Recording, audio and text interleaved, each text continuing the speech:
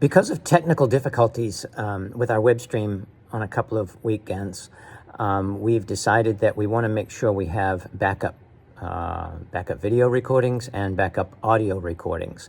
We also use the audio recordings and upload those to a website for people just to listen. We use a Zoom recorder to do this, and I'm going to show you now how to set it up properly to do a recording of the audio each and every service. The first thing that you want to do is turn on the power, which is a small switch on the left-hand side. Pull the little button toward you and hold it for a second, and the screen will light up. It takes a moment or so for it to power up.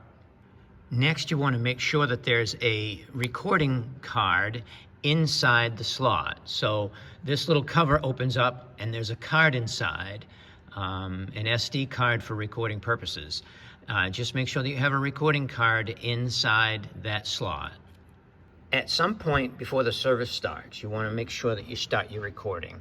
In order to do this, all you need to do is come up here and make sure that you're getting a decent recording level. So you'll see the meters here moving.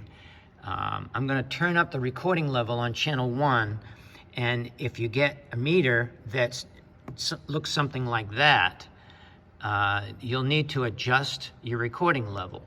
What I found is that if you have these between 3 and 4, maybe 3 3/4 on each one, you'll get the proper recording level.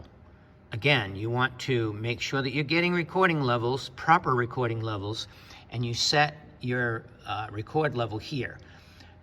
In most cases, you won't have to touch these knobs, but input left and input right should be set to approximately 3 3/4 on each one. And this is what you would see, that's not a very strong signal, so it's not getting up into the yellow, but when the band starts playing, you'll see it up in the yellow, but not in the red. Once you know that you have a decent recording level, then you reach over and you push this red record button. When you push the red record button, you'll see the numbers turn red and start counting. That indicates that you are actually recording. At the end of the service, when the service is completely over and the band has stopped playing and the complete recording is done, then you're going to come up here and you're going to push this square button, which turns the recording off.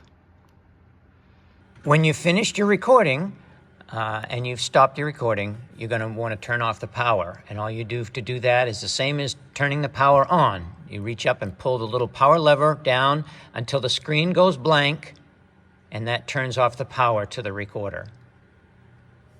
We're also going to ask you to log the card name so that we have an archive of the service. So each week you get this agenda on the service for your service. And at the top, what we want you to write down, you'll notice on July 12th, I was doing sound and I wrote down A1 Zoom 0001. Well, where I got those numbers from, the cards are labeled. Audio 2. Now, in this little case, there's video 1 and 2 and 3, but you're going to be using the audio cards. And you'll notice that the audio cards are 32 gigabytes each. The video cards are 128 gigabytes. So the audio cards are labeled A1, A2, and A3. That's what you're going to write on here. Well, how do you know which card you have? You'll have to come in and pull the card out of the slot of the recorder and figure out which card it is that you have. You're going to log, in this case, I logged A1 Zoom 0001. What does that, where do I get that from? Well, when you make a recording, it will tell you right below the counter number, it'll say folder 1, Zoom, and a number. Well, in this particular case, it says Zoom 003 because that was the last recording that was done on the recorder. The recording that you do will have that Zoom number, and you want to write that down on this piece of paper.